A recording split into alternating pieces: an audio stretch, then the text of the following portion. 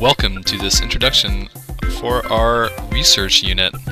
Today we're going to have a good look at two-column note-taking and how to record source information, as well as how to do our vocabulary strategy and fulfill our learning logs. First, with two-column note-taking, on the left we focus on main ideas or keywords. On the right we record details. These are specific details. They could be quotes or paraphrasings, and we want to keep them brief. You could just jot down shorthand, really. As you're recording your information, website by website, you want to organize your notes well. This may be one page of notes per source, or you can have multiple sources on one page of notes. Or if you're using your OneNote notebook, you can just draw lines to separate them. At the end of the day, what's important here is recording the information you find for each website. For example, this website is factmonster.com. You can see FactMonster Homework Center, finding information on the internet, and the title here is Recording and Organizing Information. We have a by Pearson Education Development Group, which will be our author in this case, and then paragraph by paragraph, different notes. If you're ever going to quote information, you need to record which paragraph it comes from. So just count paragraph 1, paragraph 2, paragraph 3. As you can see here, here's the information that I've copied into my two-column notes. I don't necessarily recommend that, but you can do it obviously in the digital age. Keep in mind, I've recorded this information here, and what I want to do with it is just really try to boil it down to the most important information for whatever it is I am working on. At the bottom of the page, I've got the copyright date, 2006, Pearson Education Inc. That's my organization and copyright date. I've got the title, I've got the author here, I've got the name of the website, I've got all the source information I need to record so that later, if I need to use details from this text, I can do so ethically and efficiently.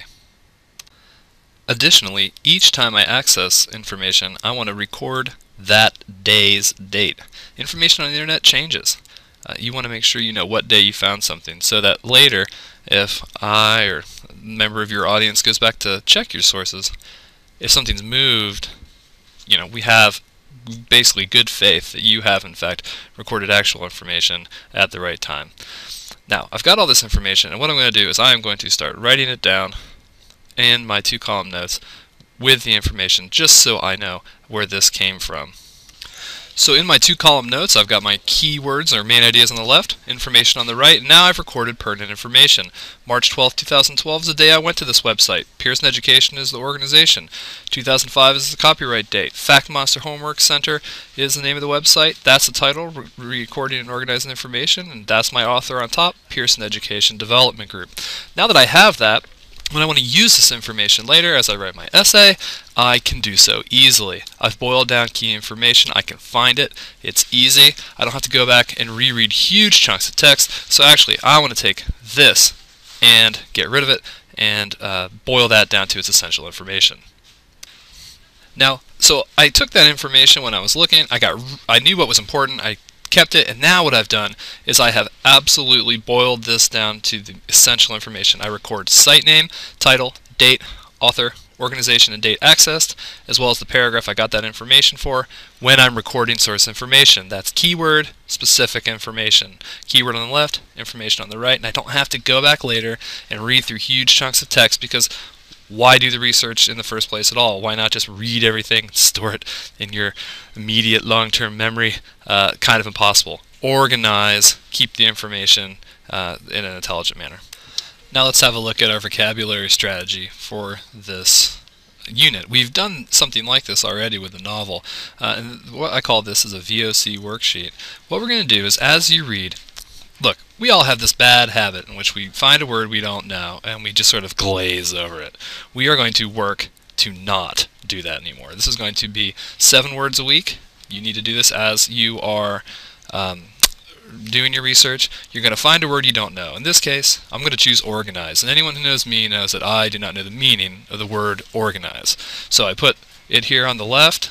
Okay, and then I'm going to find the sentence and record the information in context. Alright, I'm going to write that sentence here.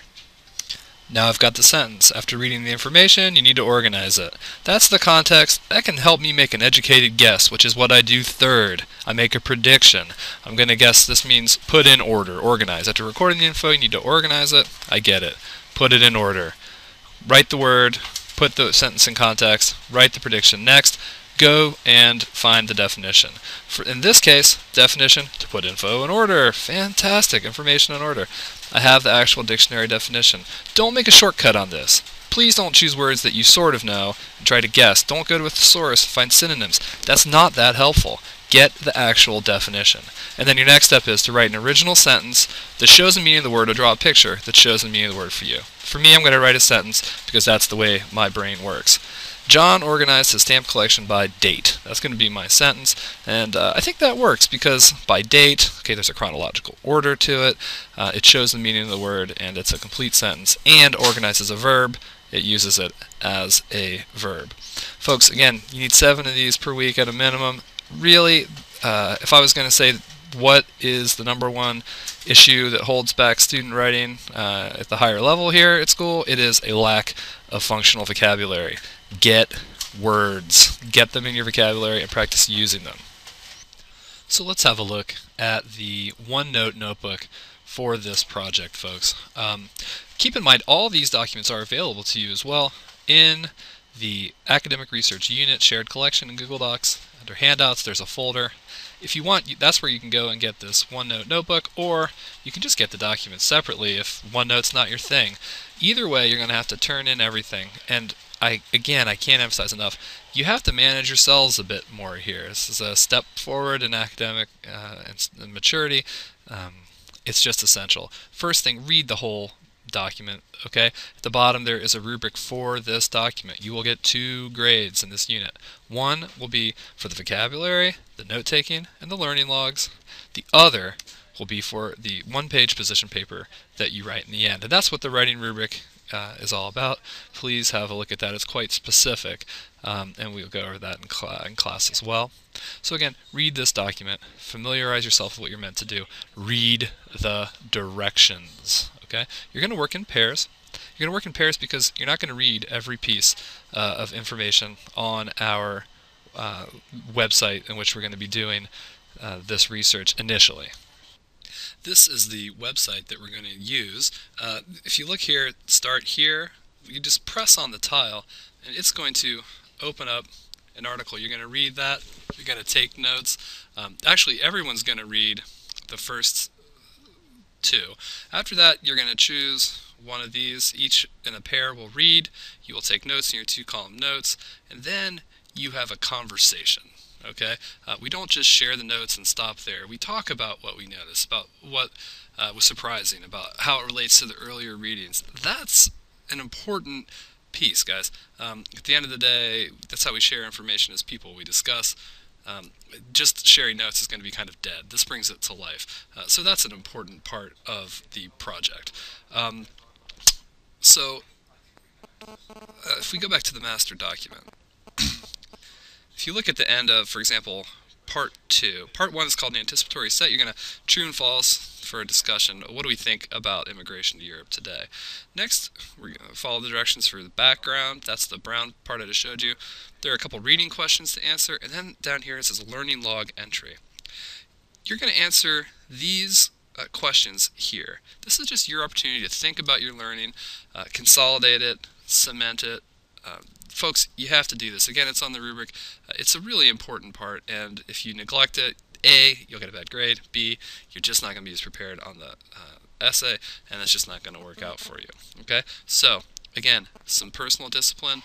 Stay on track. Do the vocabulary. Do your learning logs. Do your notes as you go. Stay organized, and all will be well. This is perfect preparation for the extended essay. Perfect preparation for university-style research and writing.